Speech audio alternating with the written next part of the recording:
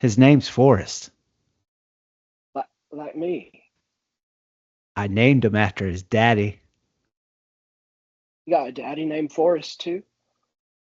You're his daddy, Forrest. Nice. this this is You Had Me at Rewind, and we're traveling back to July 6, 1994 to talk Forrest Gump. Tom Hanks. I'm not a smart man, but I know what love is. Robin Wright. Will you marry me? I'd make a good husband, Jenny, You would, Forrest. but you won't marry me. The world will never seem the same once you've seen it through the eyes of Forrest Gump. My mom always said life was like a box of chocolates. You never know what you're gonna get. Welcome to You Had Me at Rewind, the podcast where we revisit the 90s flicks that raised us. I am super excited to bring in Abel Cass into this conversation. How are you doing, Abel? I'm doing great. Good, doing well. So just Abel has been on the Movies Are Life podcast before, but just we have known each other since high school. If that's fair enough to say. Both grew up in Longview, Yeah, I Texas. think it goes further back than that. But Junior high, I guess. I don't know. There was Todd had a birthday party like way back that I feel like was the first time that I met Nathan. Okay. So yeah, we go way back in Longview, and then both were at Baylor. We were roommates 1 year, but I mean, still always hung out with each other, and so we've known each other for a long time. And so I thought this would be a fun podcast to have you on, just because. I don't know if you like movies as much as I do, but I mean, you do enjoy entertainment, correct? Yeah, absolutely. Two of my best friends are complete movie nerds, so I feel like that gets me pretty involved. Yeah, but you would be fair to say you probably are more of a music connoisseur than movies. Oh, maybe.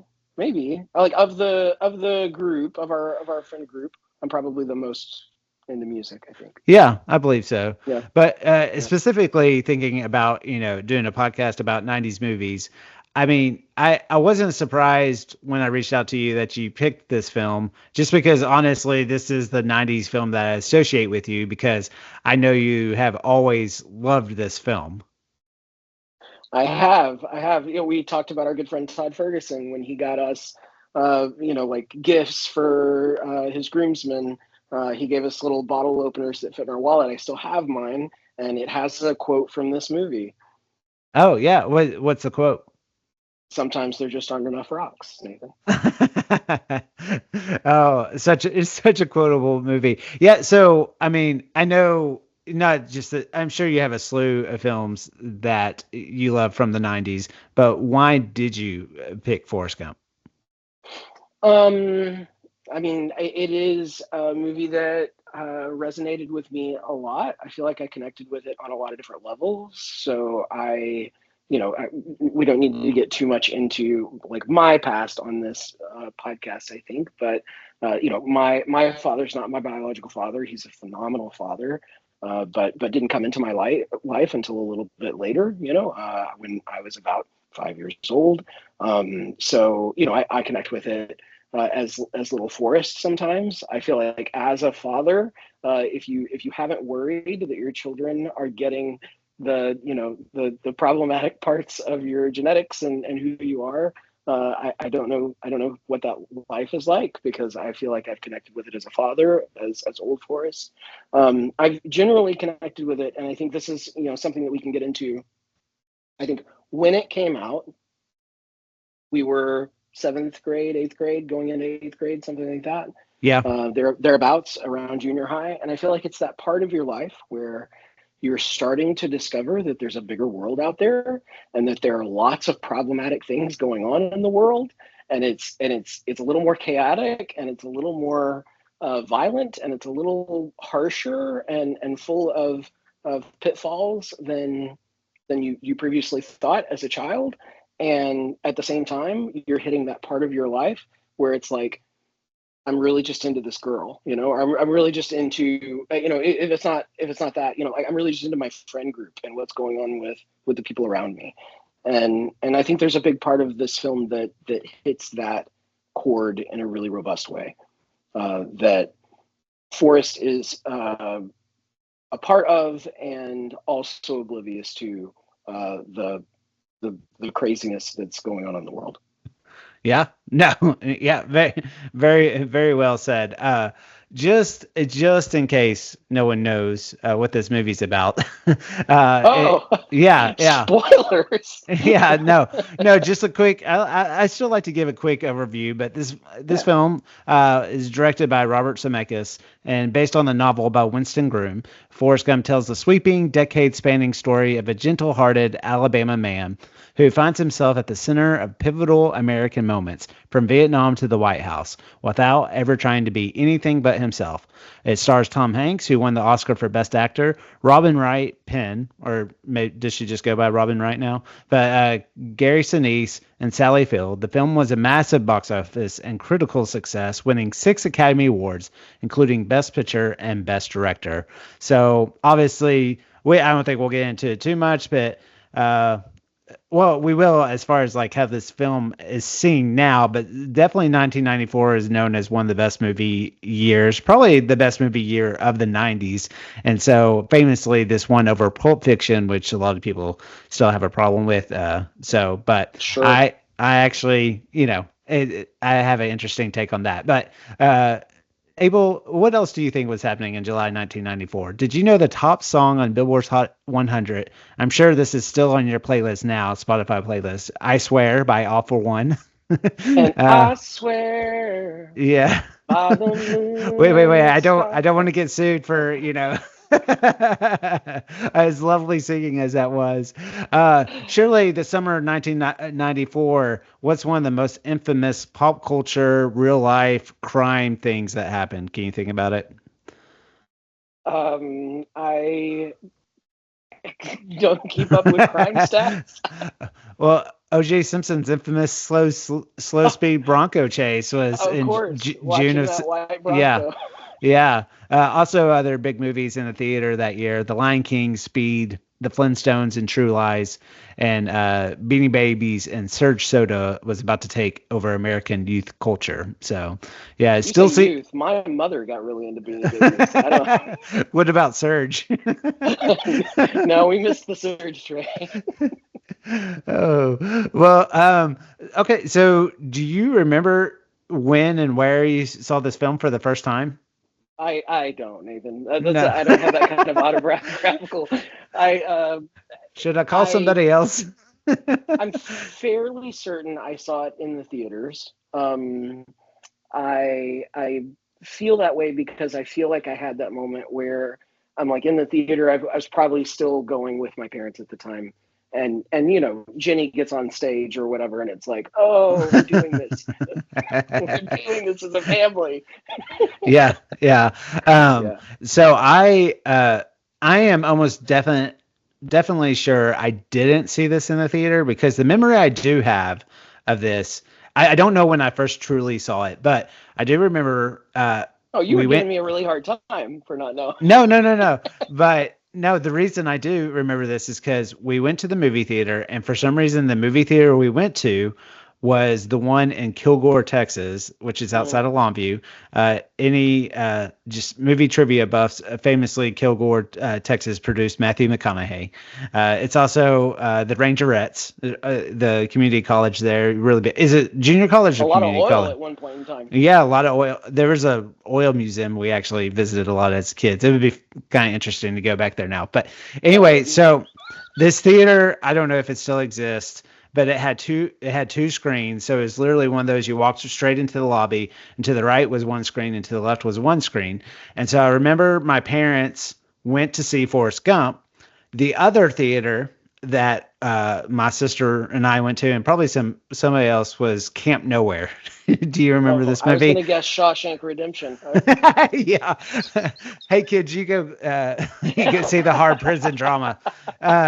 Yeah. So yeah, Camp Nowhere was starring Christopher Lloyd, which kind of funny connection. Who started Back to the Future, which was directed by Robert Zemeckis, who made Forrest Gump. But anyway, so what I remember is that movie was like probably not even above 90 minutes, and Forrest Gump is it touches almost the 3 hour mark. So I specifically remember sitting in the lobby waiting for my parents to get out, and like us occasionally hopping into the theater to like see like is it over yet? Is it So over yet? yeah, so I have that vivid imagination, and so or not imagination, but memory of that. So yeah, so like you, it just. I don't think I saw it in the theater, probably because those Jenny scenes, like you mentioned, that my parents were probably shielding me from. But I mean, I know I saw it soon after that, and it just seems from that point. I mean, this was a movie. Even watching it now, I mean, it was almost like to do this podcast, I probably didn't even have to rewatch it, but I was thrilled to rewatch it because it's such a familiar movie to me.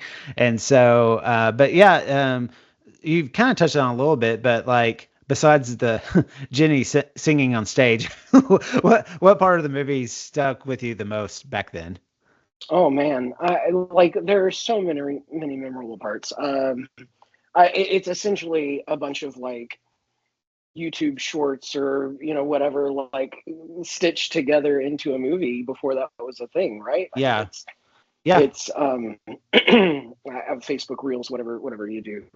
But I think I really got frustrated, I think, with the group of people who got stuck on Run Forrest Run from Jenny, and just like thought that was the funny gag leaving the movie, was that she yelled "Run Forrest Run" while kids are trying to throw rocks at him or whatever, and like I don't know, that became a thing in our friends for a while. It was like, run Forrest, run. Yeah. Run, Oh yeah. Forrest, run.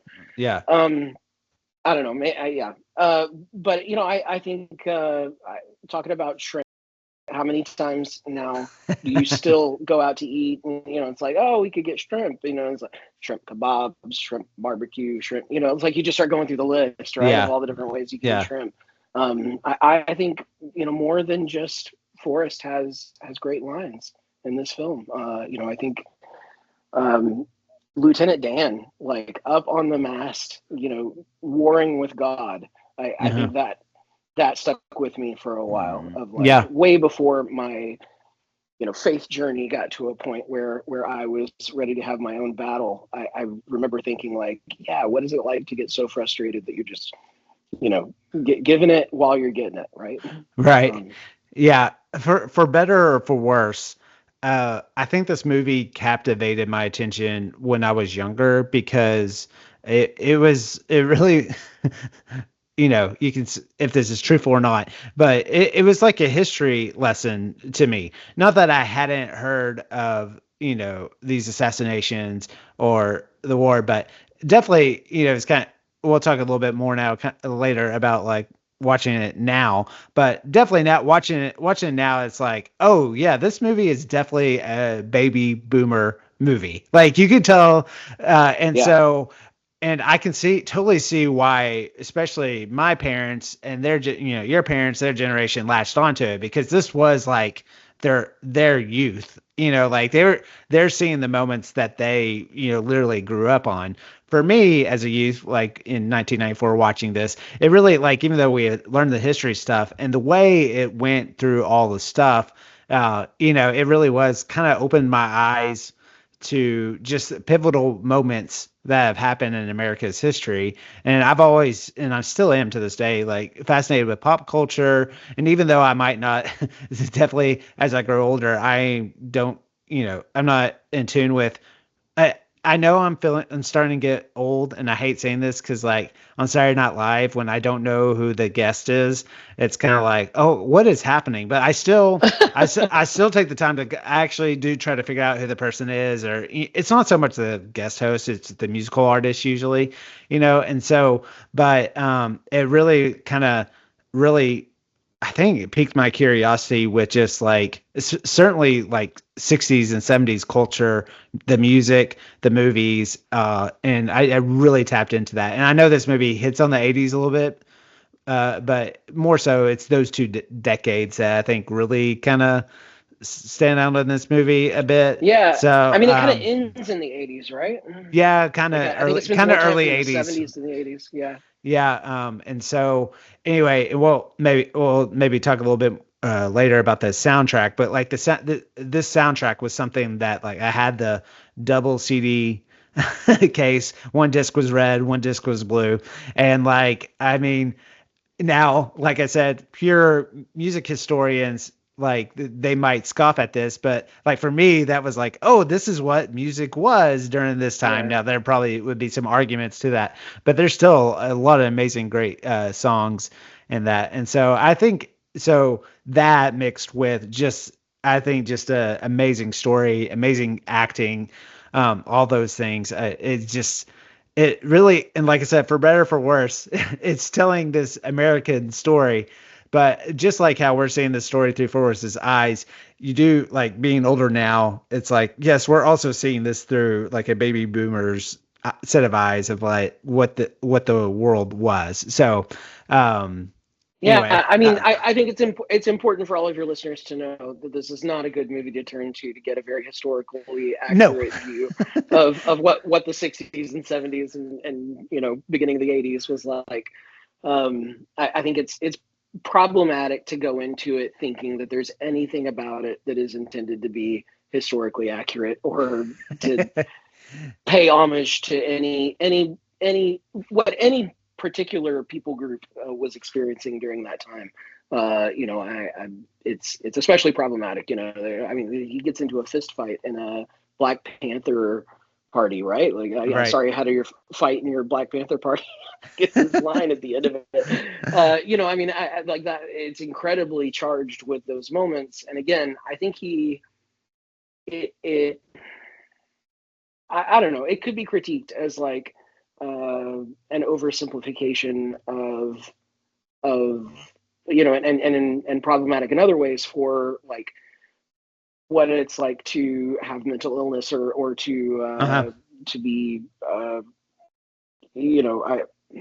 I don't know, because they just describe him as slow and there's never really a description of what that means or how that what he's capable of in other ways and all of that stuff that we know is really important now. But I think it dances between those problematic things and just kind of presenting it the way that Forrest experiences it. And again, in a way that is supposed to make light of these situations and draw us back to the story of the love story between Forrest and Jenny. Yeah. And I think, I don't know. I mean, I guess there are people who are going to have problems with that because there are really tough issues that kind of get, 10, 15 seconds of screen time. And that's all we're going to give to that, But I think there's something beautiful about it also, if you just kind of let it happen.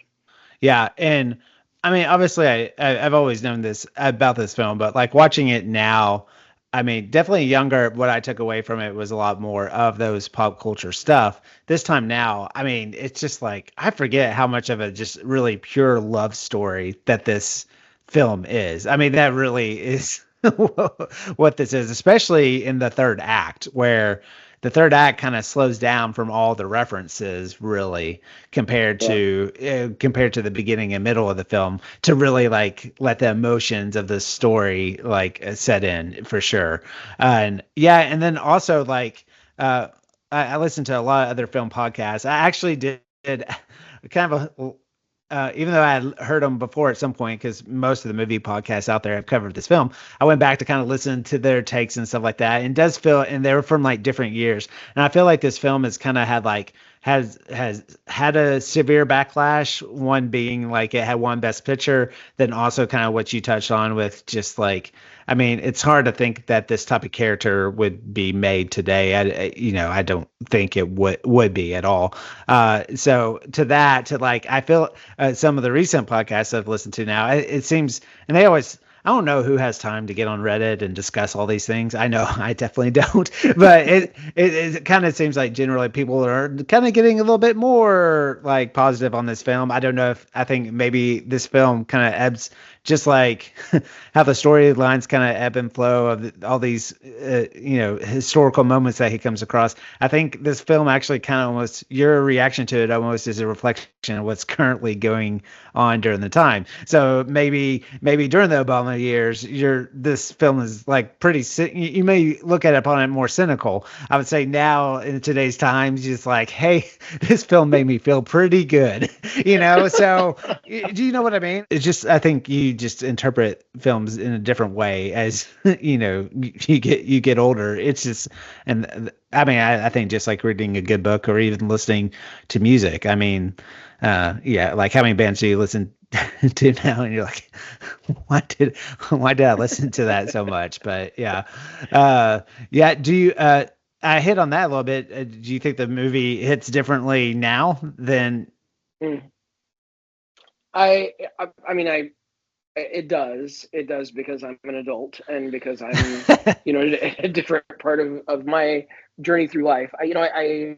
Again, ignoring all of the potentially problematic parts of it, if you really just accept it at face value as the story of this guy, and his, very simple, but very refreshing, very pleasant outlook on life. Like you don't have to do anything to be Forrest's friend. Like the thing that Jenny does to become his bestie all through school is let him sit next to her on the bus, right? And the same thing happens with Bubba, right? It is like he's the guy that lets him sit on the bus, and it doesn't matter that the thing that the Black Panthers are upset about, right? It doesn't matter that he's a black man that's being abused by put on the front lines by the U.S. government in the terrible war in Vietnam and all that kind of stuff. Like to Forrest, like I just need somebody to let me sit down and to talk to me, and you can talk about whatever you want, and I'm just gonna hear it, and I'm just gonna listen to it, and I'm gonna tell you that that's a good idea, and then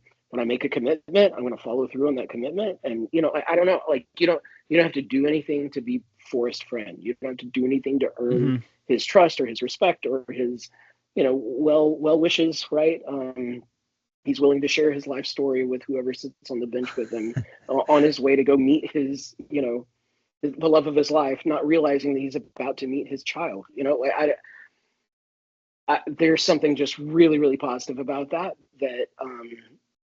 like you said, is good to hear. And I don't care who's president or what the political atmosphere is. I mean, I think there's something about how to approach people as people, and acknowledge their humanity, and regardless of what's going on, to just listen and accept people and wish them well at the end of that conversation or all through it.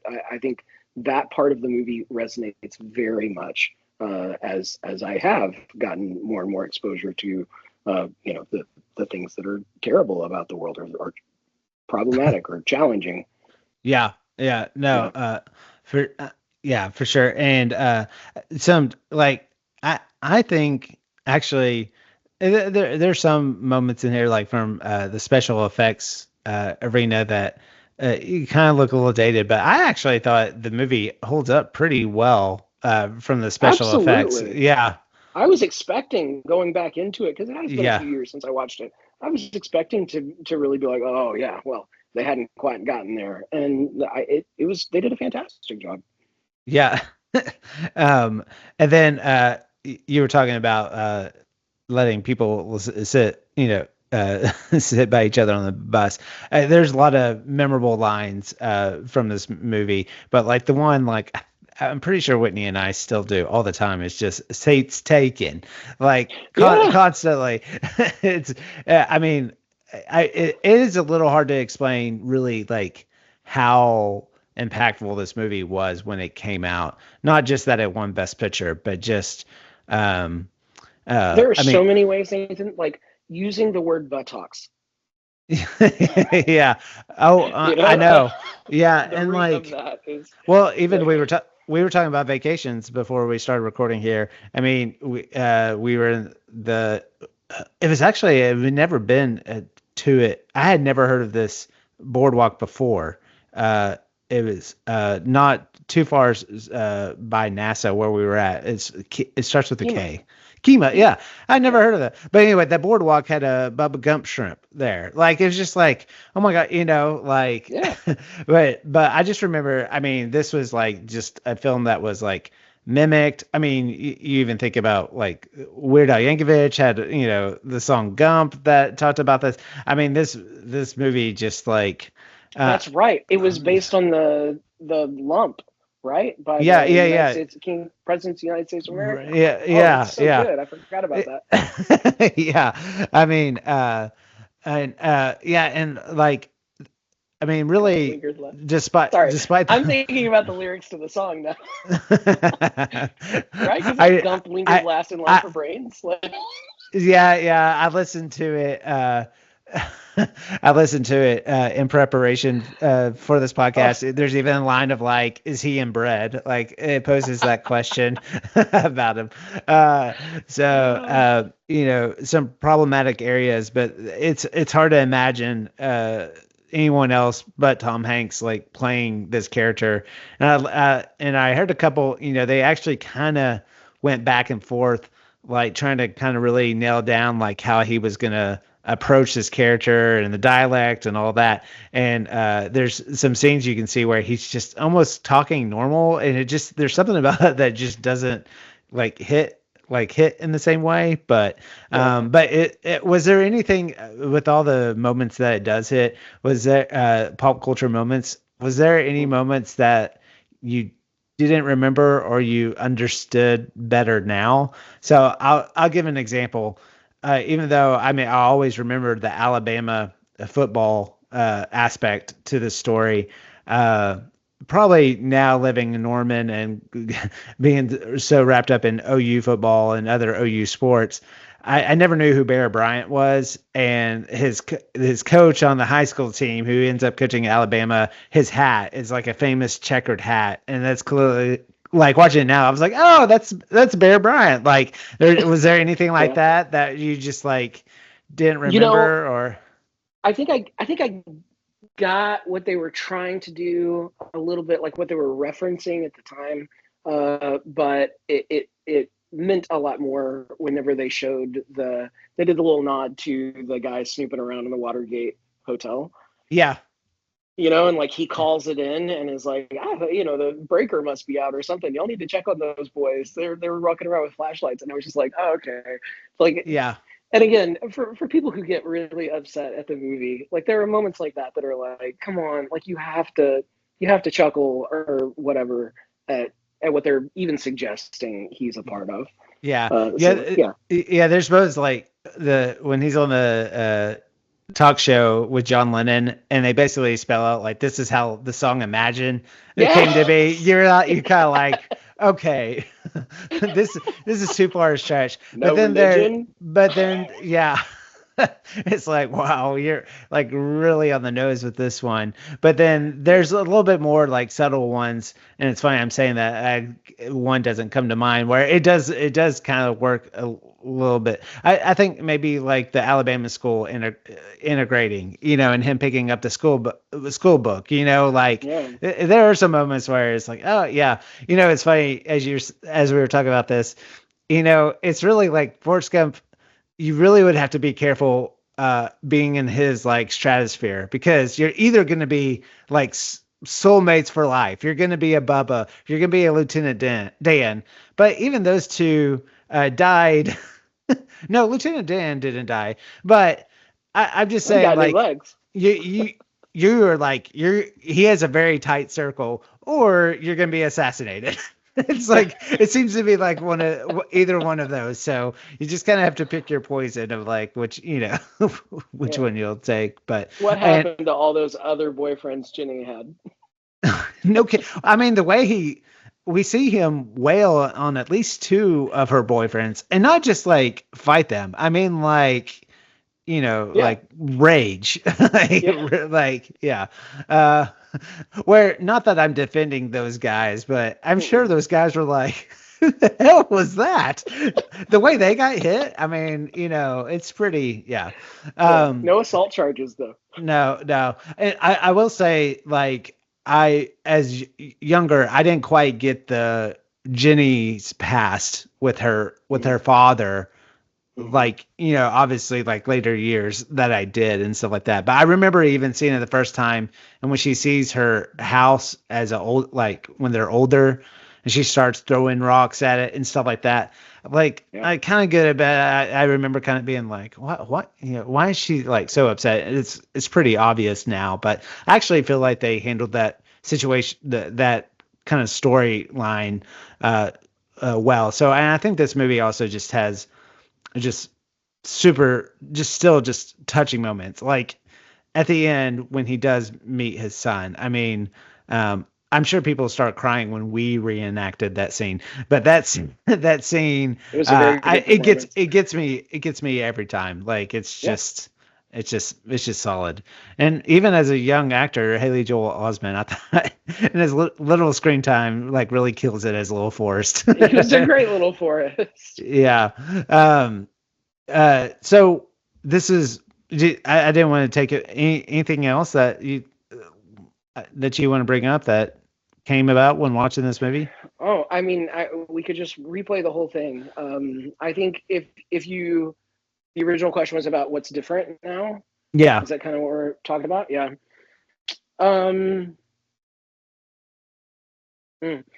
I think about, we were talking about Little Forrest at the end and everything that has to do with that. But like specifically Forrest at Jenny's grave is always a tear-jerking scene. But now that I have kids and imagine raising them on my own and imagine trying to relay what is happening in their lives with my, dead spouse, I feel like that whole scene hit in a very different way. You also mentioned sure. the integration at the Alabama school, and it was one of those moments where I wondered, like for my parents and their generation, if that scene was absurd in a way that I felt growing up all the time. Like when we talked about civil rights and stuff like that, and don't get me wrong, I'm not trying to gloss over, make the same mistake that the movie does in glossing over something that's really complex and challenging. But when we got to that part as a kid, even watching this, or as a teenager watching this movie for the first time, I remember thinking like, yeah, it's just like that. Like, let's just go on and, get to class, like pick up the book, let's go. And I think I felt that it was supposed to be an absurd moment, but the absurdity I felt long before that, if that makes sense. Oh yeah. No. Yeah. For sure. And you kind of touch it on a little bit. We have it with the sub characters and stuff like that, but I mean, I think the characters of Bubba and Lieutenant Dan in particular were just always standouts, like in this movie. Like, oh yeah, yeah, and almost it's kind of interesting. I don't have in front of me the guy who played Bubba, but I think he had a little. Yeah, he had a little harder time, I think, being associated with this role so much. But then Gary Sinise, on the other hand, like fully embraced it. Like he started his own band with, it's like Lieutenant Dan and Friends or something like that. Oh, really? Like that's the name of his band. Yeah. Awesome. But like, but they I think they did like a lot, or I don't know if I doubt they still do, but did a lot of concerts for the troops and stuff like that. So he kind of fully embraced it, where I think it was a little harder for the other actor to go on. But help me out, Nathan. Did Apollo 11, I should know this, did Apollo 11 come out before or after this? It's funny that you said that, because we just had it on when we were down in Houston. We naturally had to turn it on after we went to NASA. It came out after. It was 1995. But yeah, Gary Sinise and Tom Hanks. Yeah, they're both in that movie as well. So yeah. Yeah. But all right, are you ready for some 90s pop quiz questions? I'm gonna do so bad at this, Nathan. No, I don't work like that. Well, I think you'll be all right. I already kind of set you up a little bit because I talked about your love for music. So I mentioned it, like how much I love this soundtrack. So these questions are very soundtrack American hit oriented. So just for our listeners out there, Abel's had no prep with this. So okay, None. So which song featured on the Forrest Gump soundtrack was originally released in 1969 and became a defining anthem for the Vietnam War era? What's the name of the song? You must be somewhere out of here. What's the name of the song? Oh, that's probably an Joker. Yeah. Well, that's not the one I had down. The one I had down was "Fortunate Son" by Creedence Clearwater Revival. Oh yeah, that one too, for sure. CCR. Yeah. But I was thinking about the Jimi Hendrix, right? Yeah. Okay, so a departure from that song. Name the artist who had a #1 hit in 1994 with the song "The Power of Love," which was also nominated for a Grammy. And no, it's not the Huey Lewis song. No, "The Power of Love." Oh. I wish you hadn't said Huey Lewis, because now I can hear that one. That's all you can hear in your head. Which also has, funny enough, a title. Dion? It is, yes. Ding, ding, ding. Yeah. Which, funny enough, Huey Lewis starred in Back to the Future as well, which was directed by Robert Zemeckis. It's funny how these things just come around. So. Okay, you should get this one. This one is a softball, okay? Tom Hanks wasn't the only one having a big year in 1994. What female artist released her debut album, Tuesday Night Music Club, that year, which included the hit... Did I even have to... Oh, you don't know? Okay, so... Tuesday Night Music Club? Yeah, which included the hit, All I Want to Do.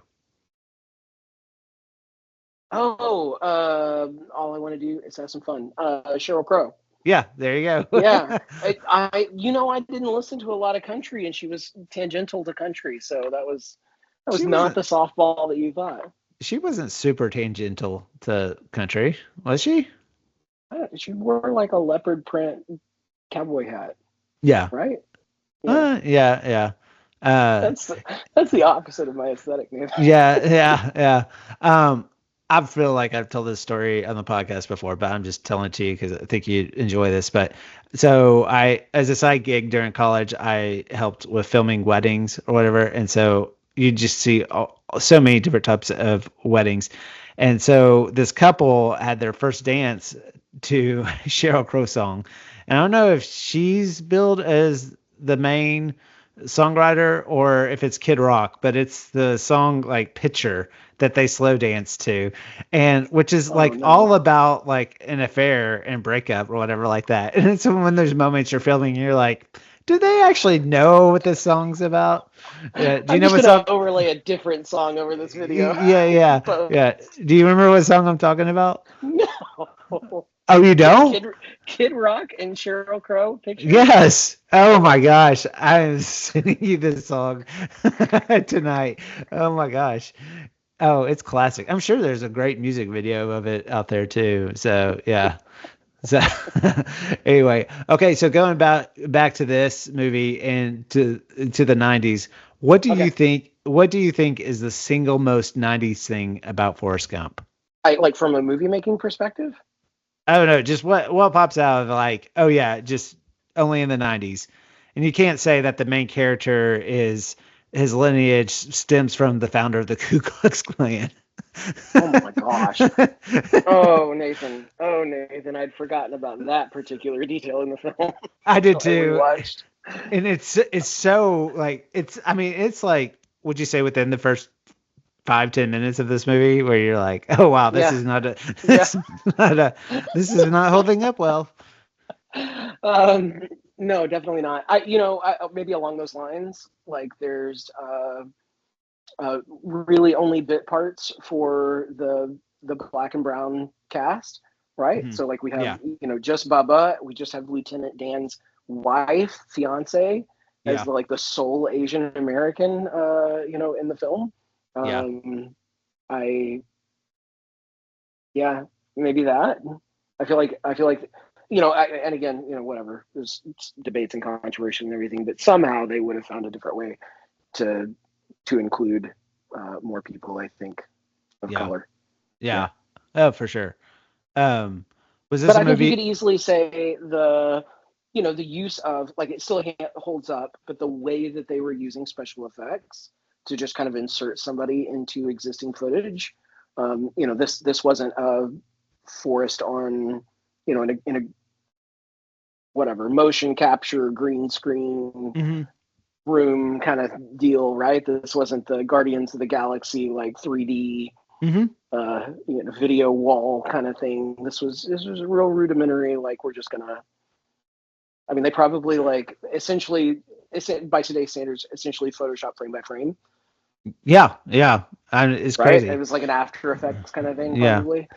And I was thinking about when I was watching this movie, and I'm sure there's an example that like proves me wrong, but I feel like the special effects in this movie kind of, not just the look of it, but also kind of set a new way for filmmakers to think about it. Because I think you would always associate special effects, like kind of like you mentioned, but um, Jurassic Park was around this time. Just action movies and stuff like that.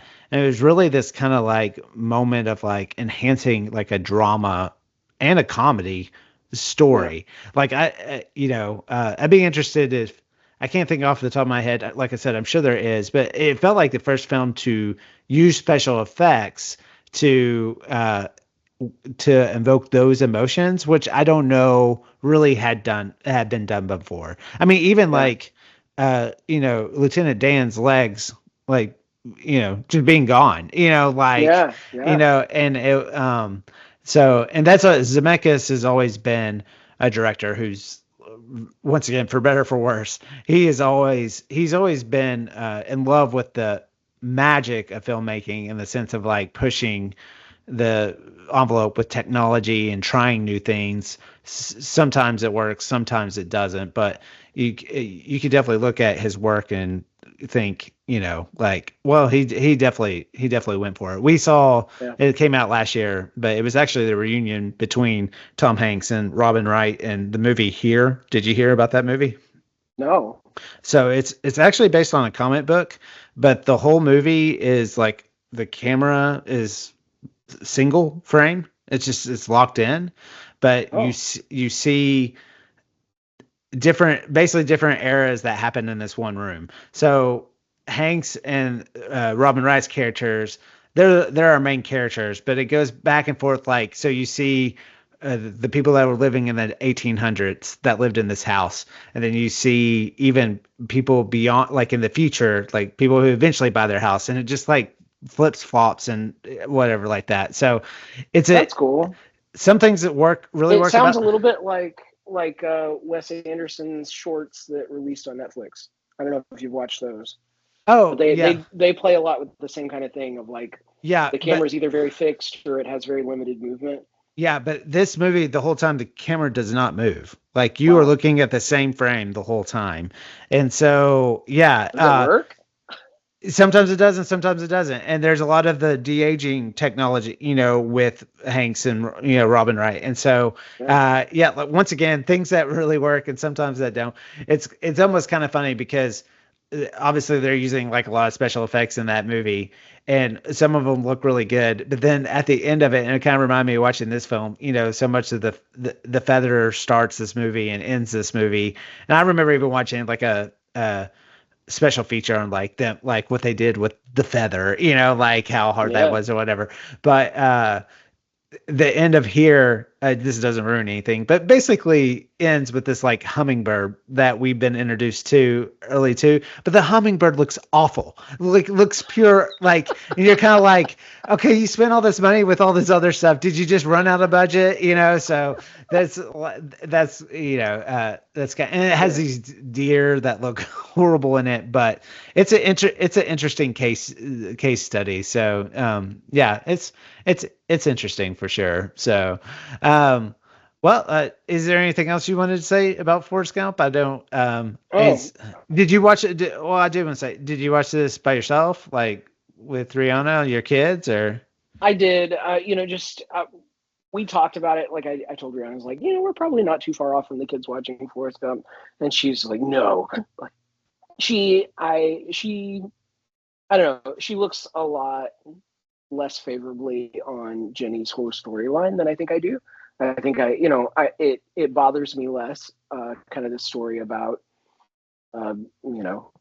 somebody who's a bit damaged and is very much experiencing trauma and recovering from it, and wrestles with that in a very specific way, by hitting the road and taking drugs and sleeping around and doing all the things, right?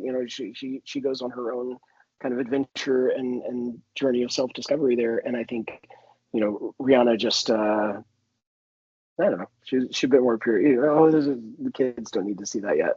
Whatever, that's fine. So I ended up watching it on my iPad on the couch by myself. So you all watched Shawshank Redemption instead? The trade-off of that was like, all 3 hours. I just did it all one night before I went to bed. So it was good. Would you encourage others, if for some reason they hadn't seen this film, to see it? I mean, I think so. I don't know. I don't think it's super problematic. I really don't. If you take it, I don't either. Where it's just not trying to address any of the real stuff that's going on. It is trying to provide a single person's comedic take, on just a simple and positive outlook on life. And he bumbles along and does all of the, bumps into all of these, at one point he makes the joke. He's like, I went and visited the president again, right? Like, yeah. I don't know. If you don't, I guess if you can't enjoy that, then no. But if you can be lighthearted, given how screwed up things are, if you can get yourself in that headspace, I think it's a great film. Yeah. So this is going to be really pretentious of me here, that I'm quoting myself about this film, but I did watch this film several years ago, and kind of going back to like this like best picture like debate. So this is what I said. There's still debate about whether Forrest Gump deserved to beat Pulp Fiction for best picture that year. Sure, it's more mainstream, but Forrest Gump has a heart, scope, and staying power that countless Oscar hopefuls have tried and failed to replicate ever since. Pulp Fiction may define a decade, but Forrest Gump defines an era of Hollywood itself. And I really think, as far as a symbol of, just like I think Pulp Fiction was a symbol of this new wave of independent cinema, I think Forrest Gump is like the perfect example of just pure American film done right that can appeal to everyone. And you can see that as a kind of even a baby boomerish type of thing to say, but sure. And it's easy to pick things apart now for sure, and things always like are dated and that sort of thing. It's popular to get upset by things right now, right? Yes. Like that is definitely, we're supposed to nitpick, and we're supposed to find all of the problematic parts of everything. And I think it's just, that is very anti-Forrest, and you got to meet Forrest where he's at in order to enjoy Forrest Gump. And if you can do that, it's a great film. Right.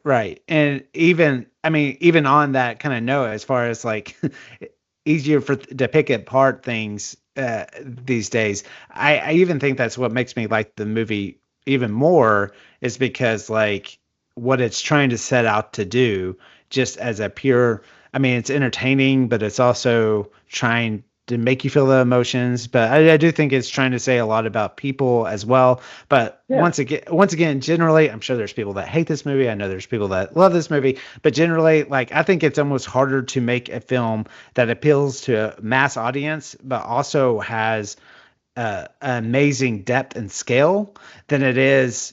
I would even say, like a recent Best Picture winner, Everything Everywhere All at Once. I love that movie. I know right away that that's not a movie I'm recommending to everyone. And so in this day of age, I think it's harder to, create something that has general appeal. Yeah, that has general appeal. And so that's kind of what I think kind of makes this. It'll go through those ebbs and flows and stuff like that. But so real quick, so I haven't really put you on the hot seat about this, but Shawshank Redemption is one of your favorite movies, right? Love Shawshank.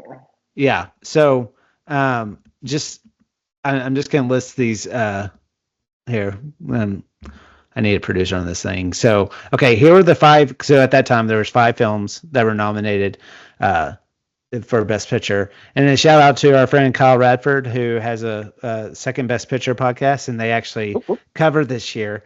So the 5 films that were nominated for Best Picture: 4 Weddings and a Funeral, The Shawshank Redemption, Forrest Gump, Quiz Show, and Pulp Fiction. So Abel Cass, do you think that Forrest Gump winning Best Picture was the one that should have won it? No. No, but again, I think it's because I don't look at it that way. I don't look at it as I think you said it, and it's not a bad thing. Again, I like the film. I like it a lot. It's super quotable. It's super general appeal. It is the epitome of big Hollywood and trying to create something that has mass appeal. But I appreciate cinema enough to know that Shawshank was incredibly well written and also well acted. I know that Pulp Fiction was boundary pushing and paved the way for a lot of films that I have loved since then. So that wouldn't have existed, just wouldn't have without Pulp Fiction. So I don't think it should have won. Whatever. The Academy is the Academy, and they do whatever. I think his whole our friend Kyle's podcast is kind of predicated on like the Academy doesn't always get it right? Like that idea. maybe there was a second place that was a little bit better. I don't know. I've never listened to it. Whoa. Oh man, that was just a joke for our friend Kyle. Of course, I've listened to it. Sure, just like you've listened to every episode of this podcast, right? The ones that I've been on. No, I'm kidding. I think the Academy's not me, right? Like it'd be weird for me to look at it and say I think this one or that one should have won. But I don't think it's like the best film of that group. Yeah. But I will say I forgot when I reached out to you. Oh, I'm looking right here of the movies you sent me. Those other films weren't on that list. So you know what I mean. So if you just say the 90s, like if you just say movies that were, because I don't. For all I know, Nathan, I don't know that I saw Shawshank in the 90s. Yeah, I might have. Yeah. But I think a lot of, I certainly didn't see Pulp Fiction in the 90s. No. I didn't see Pulp Fiction until the 2000s for sure. That was after high school and after I was able to go to the video store and pick from Blockbuster myself. Yeah, well, that's when your heroin addiction started, which really tracked, Which should have started with Jenny, right? But it didn't. Yeah, right. Oh, man. Well, on that note, I think that's a good way to close this podcast out.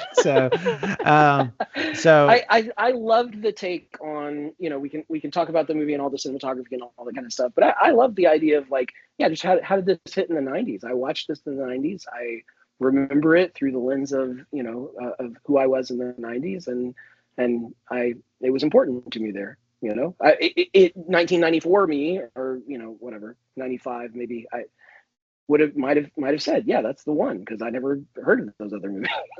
Yeah, yeah. Well, and also, I mean, we even with our friend Todd, we even like shot our own Forrest Gump scenes. Do you Yes. remember this? Vaguely. As he nervously,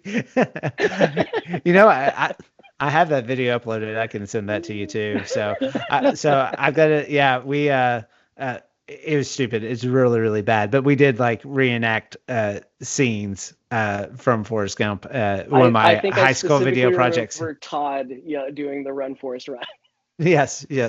So, yeah. So, okay. So I need to send you that video, and then I need to send you the link to Picture by Kid Rock and Sheryl Crow. I've got it pulled up on Spotify right now. Oh, good. Just, I know it'll be hard for you. Just ignore the actual music of the song and pay attention to the lyrics, and then imagine a couple dancing to it for their very first song. Dance. So, yeah. So, well, thanks for taking the time to do this. This is a lot of fun. It's always fun, Nathan. Yeah, like you're one of my Lieutenant Dan or Bubba's or whatever. Yeah, thanks. I feel that's how I take our group of friends, from college. Is like, yeah, we're gonna reconnect somehow, some way. Oh yeah, no, for sure. Well, like Abel Cass does, you can follow this podcast and listen to all the episodes. They're all on our website, moviesarelife.com. It has all the links. Also, check out. Listen to more than I don't. Okay, I do. Yours and Kyle's. You're both very talented people that I love very much. Yeah, but definitely check out our new series also, Not Caught Up, where Whitney and I are covering TV shows that other people have finished already that we're just getting around to. And so that's been a lot of fun. So those are rolling out. So lots of fun content out there. So anyway, Abel, thanks again for doing this. And thanks for having me. Yeah, go eat some shrimp. Yeah, shrimp scampi, shrimp kebabs, shrimp on stick. I don't know.